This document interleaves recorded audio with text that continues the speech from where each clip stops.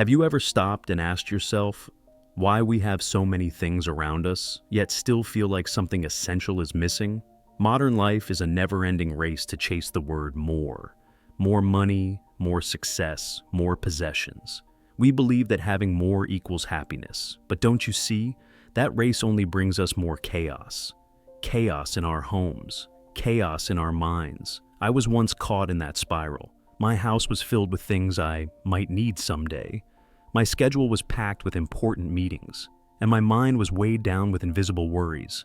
I tried to find peace by adding more, but in the end, I decided to stop.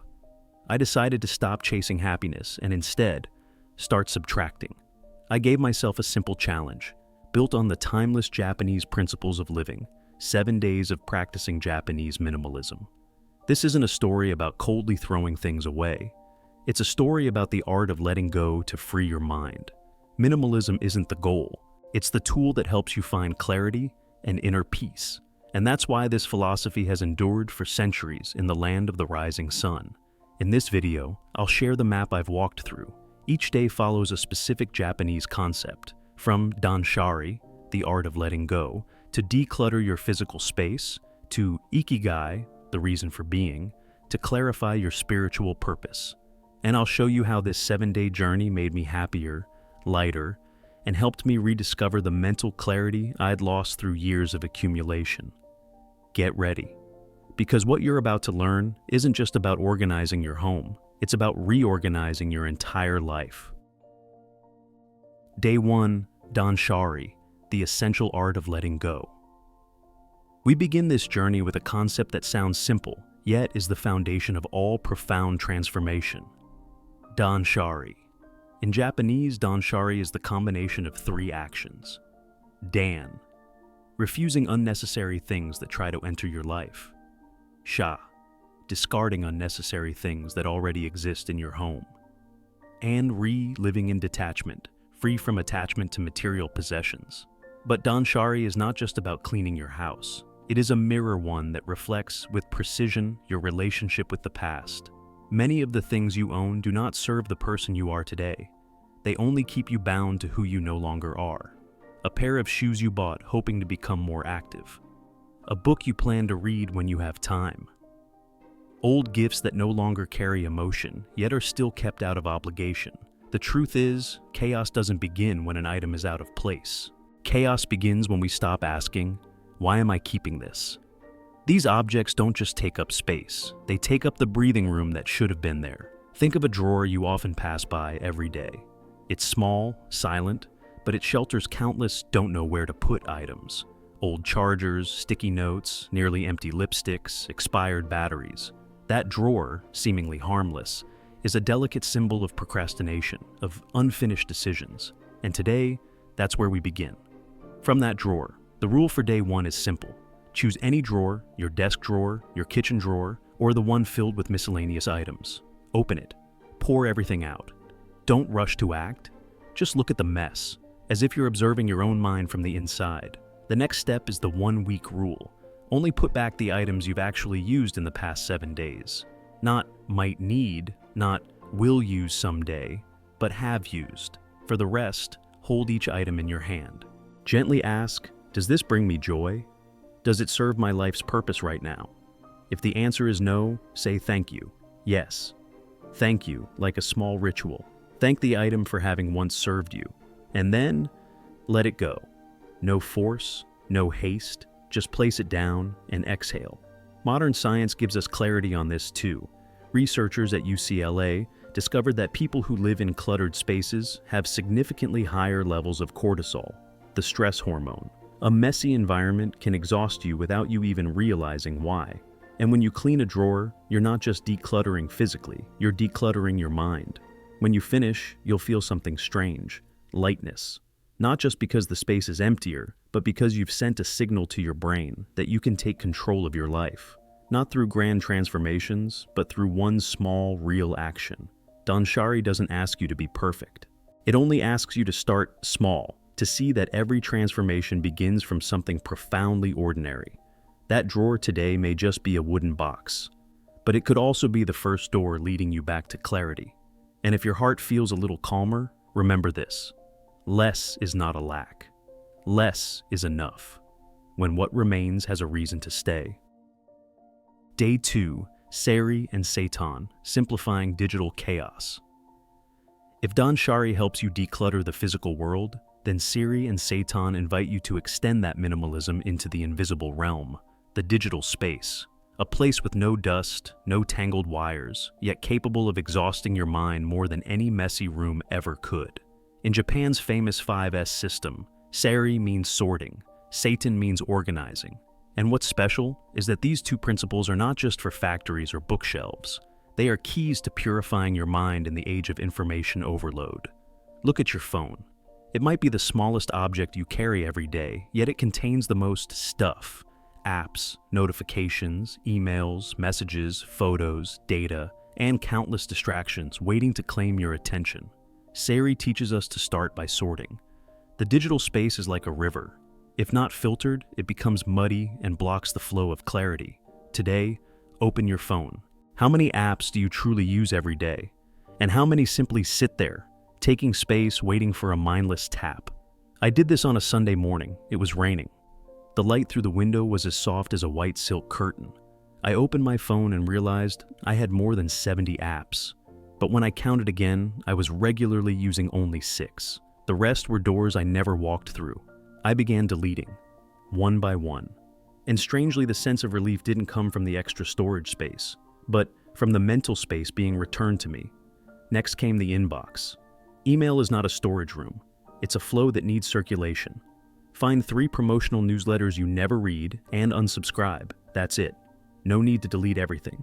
Just stop allowing meaningless things to flow into your field of attention. This act is like placing a fence around your mental garden so real flowers can finally bloom. Seiton is the next step, where you not only remove but also rearrange. Your computer desktop might look like an old attic. Documents, screenshots, temporary files, all crammed together with nothing easily found. You don't need a perfect library. You only need 2 folders, one for current work and one for archive. Place everything into them. Clear the desktop. And choose a calm wallpaper, maybe a misty mountain, a clear blue sky, or just a simple white background. Finally, and most importantly, turn off notifications. If every vibration makes you flinch, perhaps your life is being controlled from the outside. Studies show that the average person receives over 60 notifications a day. Worse, 68% of young people addicted to their phones report difficulties with sleep and concentration. I turned off all notifications, except for messages from my family. The feeling was like closing all the windows on a windy day. At last, the room was quiet. The lesson of today doesn't lie in the number of apps deleted or emails unsubscribed. It lies in something far more important. You just chose what truly deserves to enter your field of attention. Minimalism isn't just about folding the physical. It's the act of clearing the inner world until it becomes transparent. And if you feel a little calmer after tidying up, remember this: in a world that's always lit up, stillness is a privilege only those who know how to let go can have. Day 3, Kaizen, the power of continuous improvement. If Danshari is a grand surgery, then Kaizen is the slow, gentle medicine that seeps in day by day. No anesthesia, no dramatic transformation, just tiny things, repeated with quiet reverence. In Japanese, Kaizen means change for the better. But the magic doesn't lie in the change itself. It lies in how the Japanese approach it. Small steps, repeated moments, tiny improvements, all done with mindfulness. I used to be the kind of person who waited until the weekend to do a big cleanup, cleaning the house, the mind, the phone, but every weekend was always full, and the mess kept piling up, like an endless drizzle soaking into my mood without me noticing. Until one day, I came across a short sentence. 5 minutes is enough if you do it every day.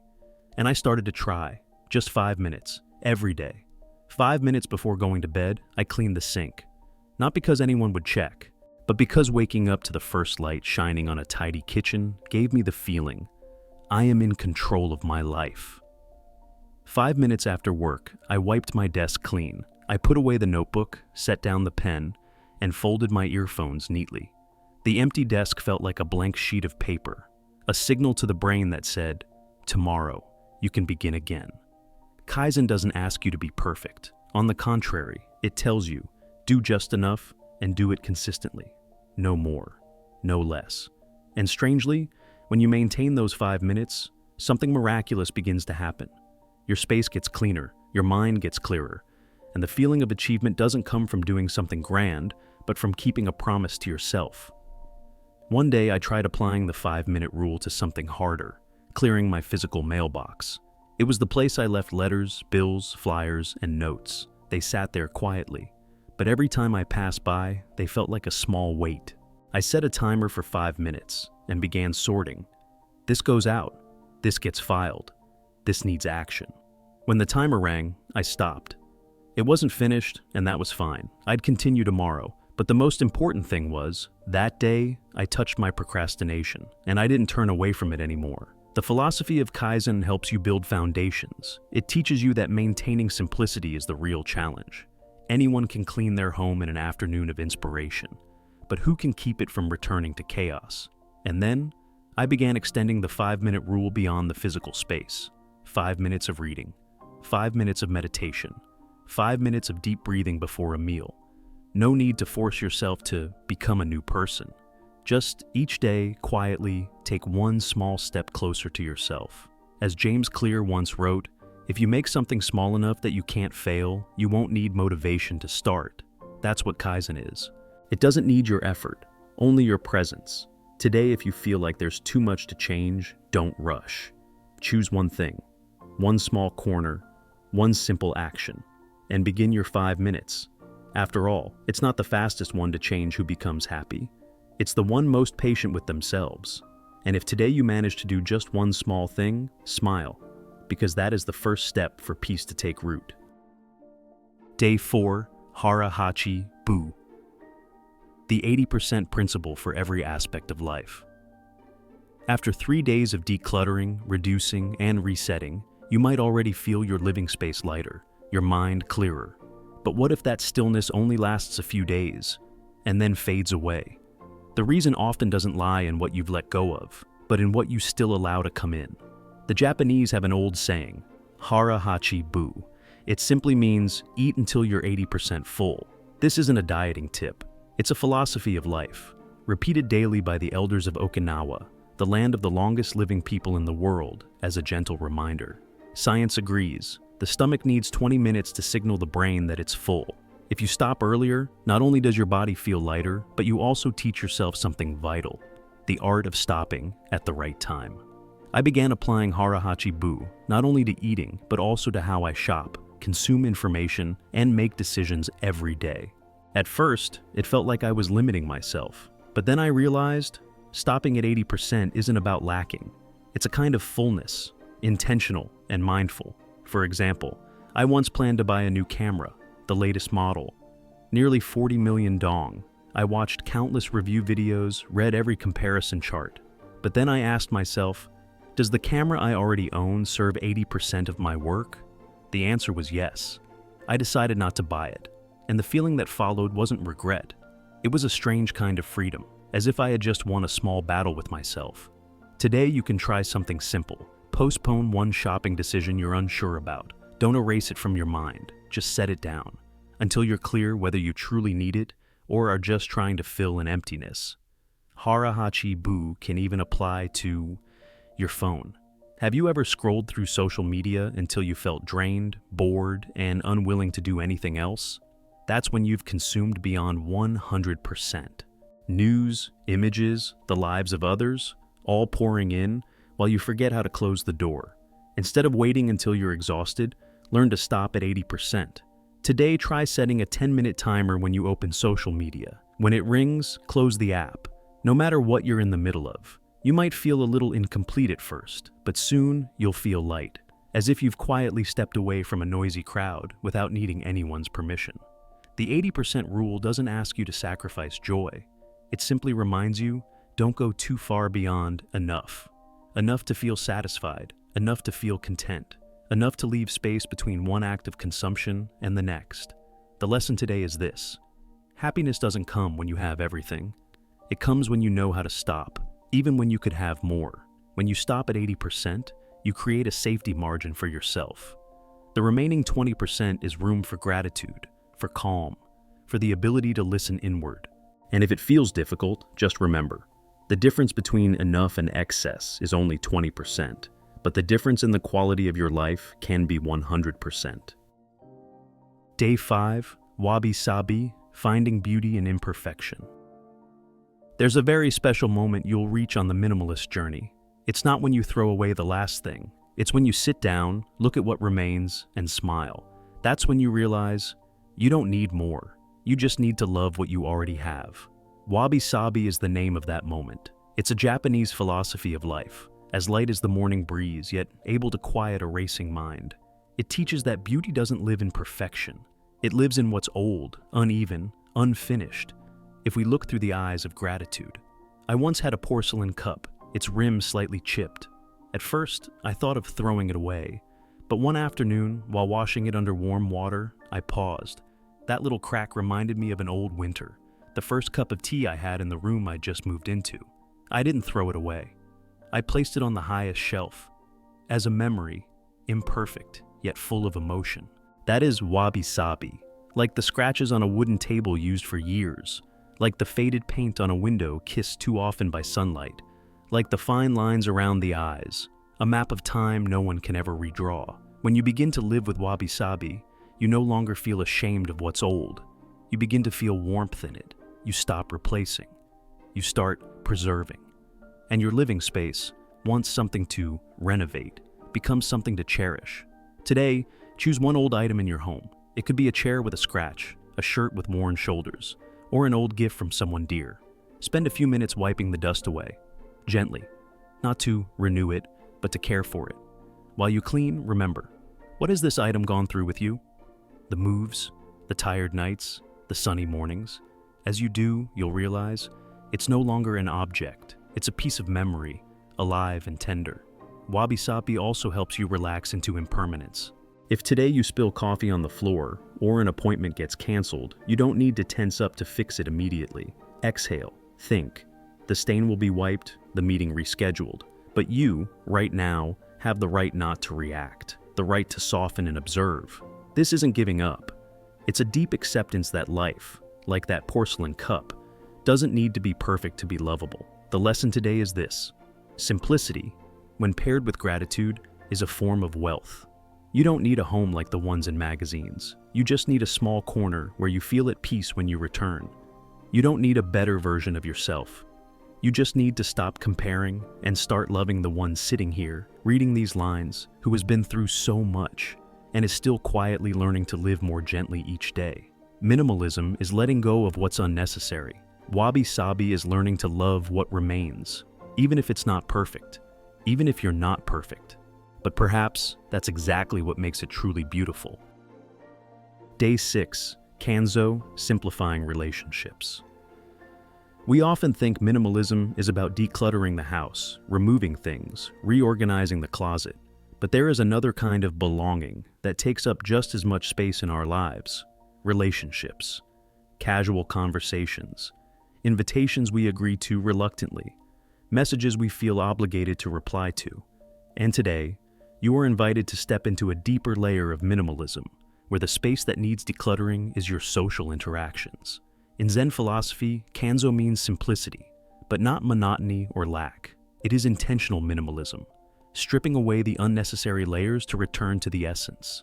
Like how the Japanese paint a flower with just a few simple brushstrokes, yet everyone can feel the life within it.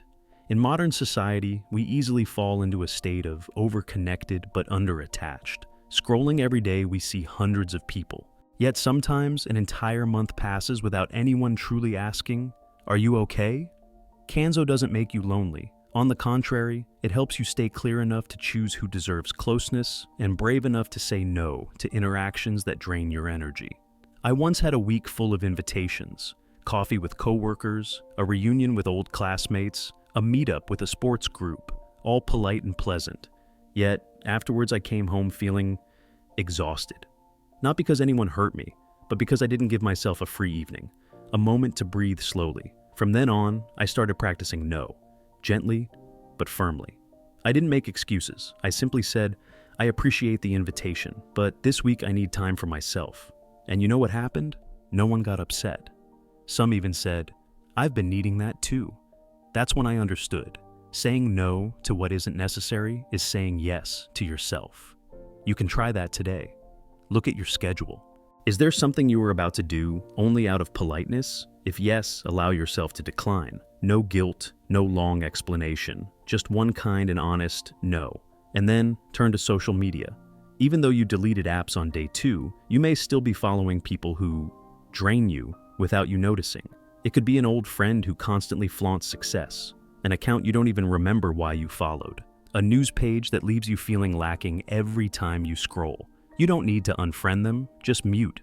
This is like drawing the curtains on a scorching afternoon. Not because you hate the sun, but because you need softness to recover. And that is something you are absolutely allowed to do. When you apply Kanso, you free your schedule. You allow moments of emptiness. No need to fill them with messages, news, or plans. Connection quality doesn't come from quantity. It comes from genuine presence. And the magic is, when you reduce superficial relationships, you begin to see clearly who truly matters. The people who make you feel at peace, without having to perform. The conversations that are not loud, but warm. You'll find yourself missing your mother more, wanting to call a quiet friend who never posts anything, but always shows up when you need them. Wanting to text someone just to say, today I feel grateful you're still here. And if you do only one thing today, let it be to choose in silence. Be silent enough to hear who you need, and choose to keep what truly matters, because sometimes the best thing you can add to your life is one thing less. Day 7, Ikigai, defining what truly matters. When you've let go of enough, an empty space begins to appear, wide, quiet, a little unfamiliar. But it isn't absence, it's an invitation, on a clear, open space waiting to be filled. Not with objects, not with plans or grand goals, but with the one thing that truly makes you want to live one more day. The Japanese call it Ikigai, the reason you wake up each morning. It doesn't have to be grand. It doesn't have to look like anyone else's. It just has to be something that makes you feel you're living right, even if no one sees it, even if no one applauds. Ikigai could be brewing a perfect pot of tea, tending to a small garden each morning, writing a few lines in your journal, teaching your child, or listening to someone with your whole heart. It can be anything that makes you feel present, not because you have to, but because you want to. Many large studies in Japan have shown that people who find their Ikigai are not only happier, but live longer and healthier lives. But more important than that is the feeling you get at 6 a.m., when everything else is still asleep, and you suddenly know what you want to do, not for anyone, not for achievements, but for yourself. Today, no need to throw anything else away. Today, you just need to declutter within. Set aside 30 minutes, a quiet space, a warm cup of tea, a blank sheet of paper, and answer 3 questions. What brings you deep joy? A quiet joy, not loud, not based on others' approval. What makes you feel true peace? A moment without interruption, a song you keep replaying, a simple task that feels grounding. And what are you doing only out of duty or social pressure? The things you endure, not out of love, but because you think you must. Write them all down. Don't edit, don't judge, just be honest, as if you're having a conversation with yourself. Then look back at what you've written. What among them can you do more of? What can you let go of, not to reject the world, but to return to what truly belongs to you? Minimal Ikigai doesn't ask you to change careers or find a grand mission. It only asks you to live more truthfully, with what softens your heart. You don't need a bigger house. You need a quiet corner where you can do what you love. You don't need a new car. You just need a way to get to where there's sunlight, trees, or someone you want to see. You don't need a perfect life. You just need a day, lived fully in a way that brings you peace. Minimalism is about letting go of what's unnecessary. Ikigai is about keeping what helps you live more deeply. And if that has nothing to do with possessions or with how others see you, then maybe you've already found it. A reason small enough to live for, but big enough to guide you through a lifetime without losing your way. 7 days, not long, but just enough for you to realize happiness is not an addition. The more, the better. It's a subtraction, a quiet process of filtering so that each day becomes a little lighter, a little deeper, a little truer. We began by letting go of the physical with Danshari, then decluttering our digital minds with Seiri and Seiton. We learned to maintain that clarity through the small daily acts of Kaizen, to control our consuming desires with Hara Hachi Bu, to heal our perfectionism with Wabi-Sabi, and finally, to return to Ikigai, the reason you want to live one more day. None of those 7 days were about adding more. Every single one was about taking away. And in that act of taking away, you finally found space to breathe and to see what is real. Minimalism doesn't create more time. It simply gives back the time you've unconsciously lost in chasing, keeping, and pleasing. Today, if you feel a small corner of yourself has just been cleared, start there. You don't need to wait another 7 days, just 5 minutes. It could be one item on your desk, an app you no longer use, an invitation you don't genuinely want to accept, or maybe just a heavy thought you've been carrying far too long without setting down. Let it go, gently. Then sit back, take a deep breath, and notice, beneath the space you've just created, what is beginning to reveal itself. If you've made it with me to this point, share in the comments. Which day of these 7 stayed with you most? Was it the Danshari of material things or the Kanso of relationships? If this video has given you a quiet pause in the rush of life, leave a like, subscribe, and turn on the notification bell. We'll meet again. Not to add more, but to let go together, and as you already know, transformation is inevitable.